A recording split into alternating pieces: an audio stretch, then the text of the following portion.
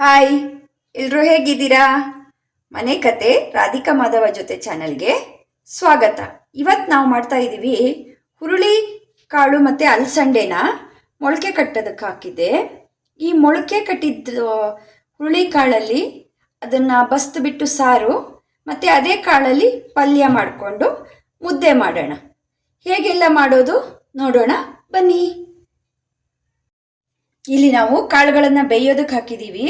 ಇದು ಒಂದು 5-6 ವಿಷಲ್ ಬರಬೇಕು, ಕ್ಲೀನಾಗಿ ಬೇಯಬೇಕು. ಬೆಂದ ನಂತರ ಇಳಿಸ್ಕೊಳ್ಳೋಣ. ಈಗ ಕಾಳು ಬೇಯಕ್ಕೆ ಇಟ್ಟಿದ್ವಲ್ಲ, ಅದು ಬೆಂದಿದೆ. ಈಗ ಇದನ್ನು ನೋಡಿ, ಈ ಥರ ಬೆಂದಿದೆ. ಈ ಕಟ್ಟನ್ನು ತೆಕ್ಕೊಳ್ಬೇಕು. ಈ ಕಟ್ ಅಂದರೆ ಈ ನೀರನ್ನು ತೆಕ್ಕೊಳ್ಬೇಕು.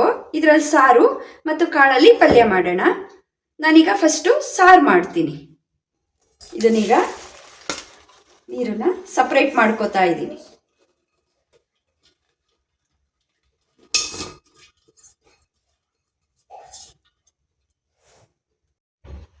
ಬೇಯಿಸಿರೋದು ಇಷ್ಟು ನೀರು ಸಿಕ್ಕಿದೆ. ಇದನ್ನು ಸಾರಿಗೆ ಸೇರಿಸ್ಕೊಳ್ಳುವಾಗ ತೋರಿಸ್ತೀನಿ. ನಾವಿಲ್ಲಿ ಫಸ್ಟು ಸಾರಿಗೆ ಬೇಕಾಗಿರೋ ಮಸಾಲೆಗಳನ್ನು ಹಾಕಿ ರುಬ್ಕೊಳ್ಳೋಣ.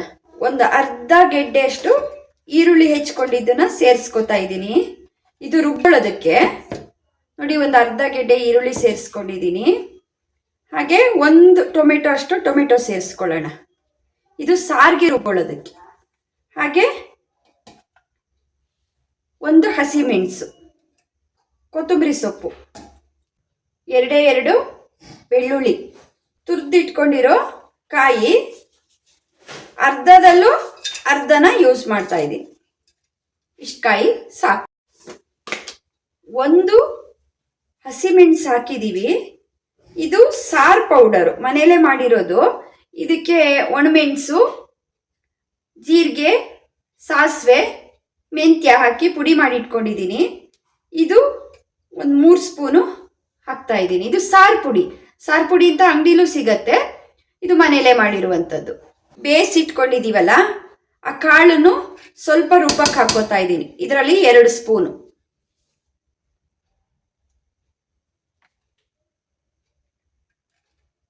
ಇದಿಷ್ಟನ್ನು ಈಗ ನಾವು ರುಬ್ಕೊಳ್ಳೋಣ.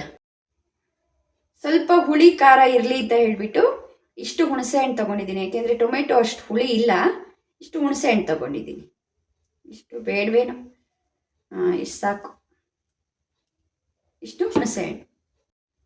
ಫಸ್ಟು ನಾವು ಸಾರಿಗೆ ರುಬ್ಕೊಳ್ತಾ ಇದ್ದೀವಿ. ಫಸ್ಟು ಹುರುಳಿ ಕಟ್ಟದು ಸಾರಿಗೆ ಒಗ್ಗರಣೆ ಮಾಡ್ಕೊಳ್ಳೋಣ.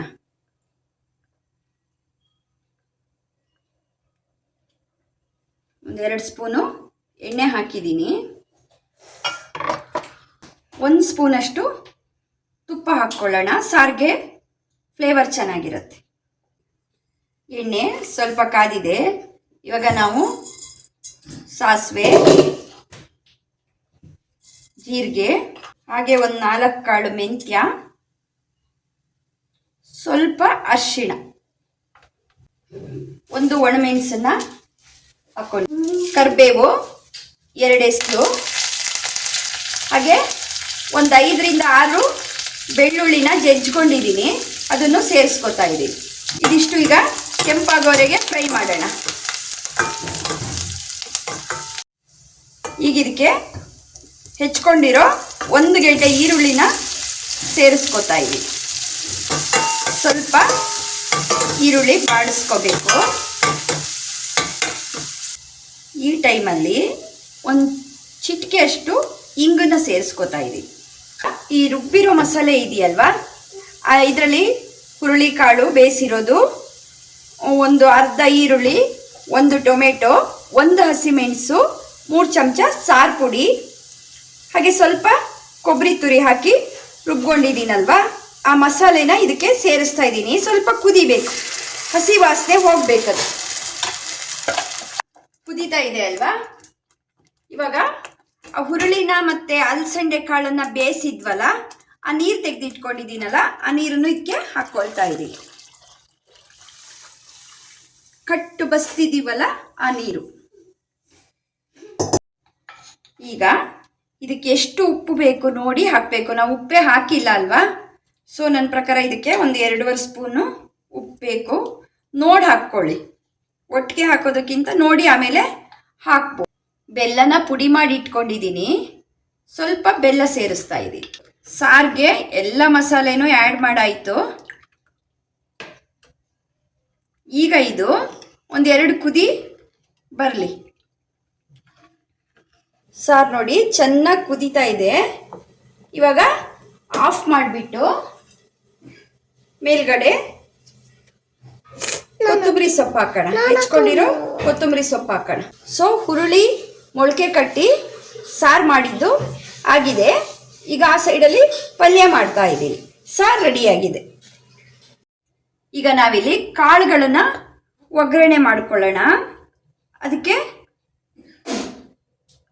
1-2 ಟೀ ಸ್ಪೂನಷ್ಟು ಆಯಿಲ್ ತೊಗೊಳ್ತಾ ಇದ್ದೀನಿ. ಇದಕ್ಕೊಂಚೂರು ಆಯಿಲ್ ಜಾಸ್ತಿ ಬೇಕು, ಎಲ್ಲದಕ್ಕೂ ಚೆನ್ನಾಗಿ ಫ್ರೈ ಆಗಬೇಕಲ್ವಾ, ಅದಕ್ಕೋಸ್ಕರ ಆಯಿಲ್ ತೊಗೊಳ್ತಾ ಇದ್ದೀನಿ.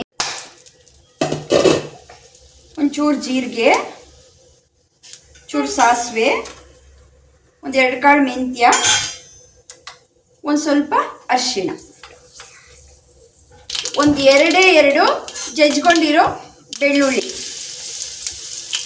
3 ಹಸಿಮೆಣಸು ಹೆಚ್ಕೊಂಡಿರುವಂಥದ್ದನ್ನು ಹಾಕ್ತಾ ಇದ್ದೀನಿ. ಚಿಕ್ಕದಾಗಿರೋ ಹೆಚ್ಕೊಂಡಿರೋ 2 ಆನಿಯನನ್ನು ಸೇರಿಸ್ಕೊತಾ ಇದ್ದೀನಿ. ಒಂದು ಮೀಡಿಯಮ್ ಸೈಜದು 2 ಆನಿಯನನ್ನು ಹೆಚ್ಕೊಂಡಿದ್ದೀನಿ. ಅದನ್ನು ಇದಕ್ಕೆ ಹಾಕ್ಕೊಳ್ತಾ ಇದ್ದೀನಿ.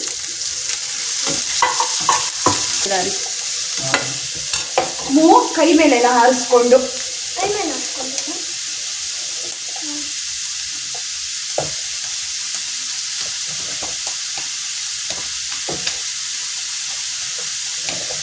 ಈರುಳ್ಳಿ ಇವಾಗ ಕೆಂಪಾಗಿದೆ. ಈ ಟೈಮಲ್ಲಿ ಯಾವುದೇ ಆದರೂ ಆಗತ್ತೆ ಸೊಪ್ಪು ಹೆಚ್ಕೊಂಡಿರೋದು. ನಾನಿಲ್ಲಿ ಮೆಂತ್ಯ ಸೊಪ್ಪು ಹೆಚ್ಕೊಂಡಿದ್ದೀನಿ. ಈ ಥರ ಯಾವುದೇ ಸೊಪ್ಪು ಸ್ವಲ್ಪ ಹೆಚ್ಕೊಂಡು ಫ್ರೈಗೆ ಹಾಕ್ಕೊಳ್ಳೋಣ. ನುಗ್ಗೆ ಸೊಪ್ಪು ಆಗತ್ತೆ. ಇಲ್ಲಿ ಮೆಂತ್ಯ ಸೊಪ್ಪನ್ನ ಸೋಸಿ ಸಣ್ಣ ಹೆಚ್ಕೊಂಡಿದ್ದೀನಿ. ಅದನ್ನು ಫ್ರೈಗೆ ಹಾಕ್ಕೊಳ್ತಾ ಇದ್ದೀನಿ. ಇದು ಚೆನ್ನಾಗೀಗ ಫ್ರೈ ಆಗಬೇಕು.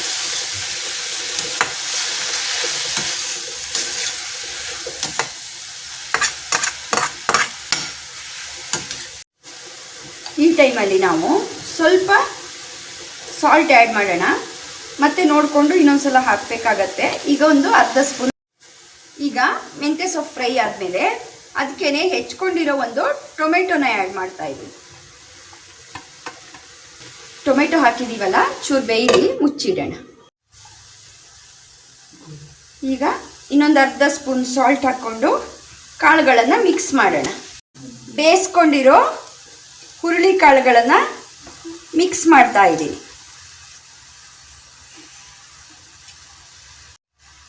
ಕಟ್ ಮಾಡ್ಕೊಂಡಿರೋ ಕೊತ್ತಂಬರಿ ಸೊಪ್ಪನ್ನು ಸೇರಿಸ್ಬಿಟ್ಟು ಮಿಕ್ಸ್ ಮಾಡ್ತಾ ಇದ್ದೀನಿ ಎಲ್ಲದನ್ನು. ಈ ಕಾಳುಗಳನ್ನೆಲ್ಲ ಈ ಥರ ಮಿಕ್ಸ್ ಮಾಡ್ಕೊಳ್ತಾ ಇದ್ದೀನಿ.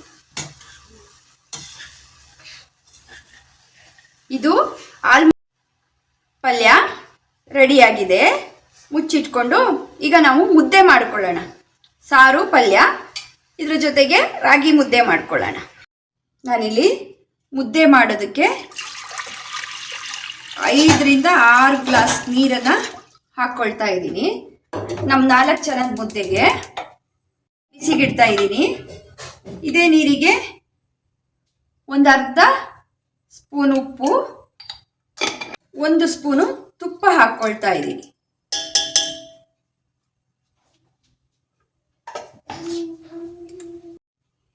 ಈ ನೀರು ಸ್ವಲ್ಪ ಬೆಚ್ಚಗಾದ್ಮೇಲೆ ಹಿಟ್ಟಾಕಿ ಮುದ್ದೆ ಮಾಡ್ಕೊಳ್ಳೋಣ. ಸ್ವಲ್ಪ ನೀರು ಬಿಸಿ ಆದಮೇಲೆ 1-2 ಸ್ಪೂನಷ್ಟು ಹಿಟ್ಟು, ರಾಗಿ ಹಿಟ್ಟನ್ನು ಹೀಗೆ ಹಾಕಿಬಿಟ್ಟು ಕದರ್ಕೊಂಡಿರಬೇಕು. ಯಾಕೆಂದರೆ ನಾವು ಆಮೇಲೆ ಹಿಟ್ಟು ಹಾಕಿದಾಗ ಮುದ್ದೆ ಆಗಲ್ಲ.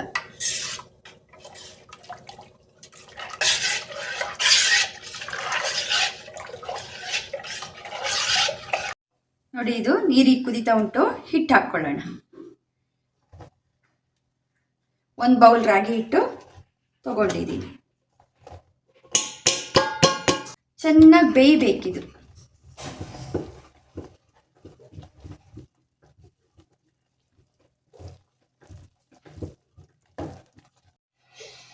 ಇದಿವಾಗ ಆಗಿದೆ, ಇಳಿಸ್ಕೊಳ್ಳೋಣ. ಒಂದು 5 ನಿಮಿಷ ಆದಮೇಲೆ ಮುದ್ದೆ ಕಟ್ಟೋಣ. ಈಗ ಚೂರು ತುಪ್ಪ ಸವರ್ಕೊಂಡು ಈ ಹಿಟ್ಟನ್ನು ಯಾರ್ಯಾರಿಗೆ ಎಷ್ಟೆಷ್ಟು ಬೇಕೋ ಅಷ್ಟು, ಮಕ್ಕಳಿಬ್ಬರಿಗೆ ಚಿಕ್ಕದು ಕಟ್ತೀನಿ, ನೋಡಿಕೊಂಡು ಈ ಥರ ಮುದ್ದೆ ಕಟ್ಟೋದು.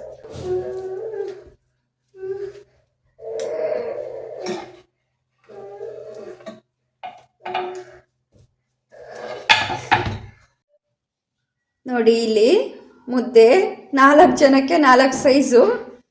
ಹಾಗೆ ಅದಕ್ಕೆ ಕಟ್ಟದು ಸಾರು, ಇದು ಹುರುಳಿಕಾಳು ಮತ್ತು ಅಲಸಂಡೆ ಕಟ್ಟು ತೆಗೆದು ಮಾಡಿರುವಂಥ ಸಾರು, ಅದೇ ಕಾಳ್ದು ಪಲ್ಯ, 3 ರೆಡಿಯಾಗಿದೆ. ಈಗ ಊಟ ಮಾಡೋದು. ನಾನು ಮಾಡಿದ ಇವತ್ತಿನ ಅಡುಗೆ ಇಷ್ಟ ಆದಲ್ಲಿ ಒಂದು ಲೈಕ್ ಮಾಡಿ, ಕಾಮೆಂಟ್ ಮಾಡಿ, ಹಾಗೆ ಸಬ್ಸ್ಕ್ರೈಬ್ ಮಾಡದೆ ನನ್ನ ಚಾನಲ್ ನೋಡ್ತಾ ಇದ್ದಲ್ಲಿ ಸಬ್ಸ್ಕ್ರೈಬ್ ಮಾಡಿ ನೋಡಿ.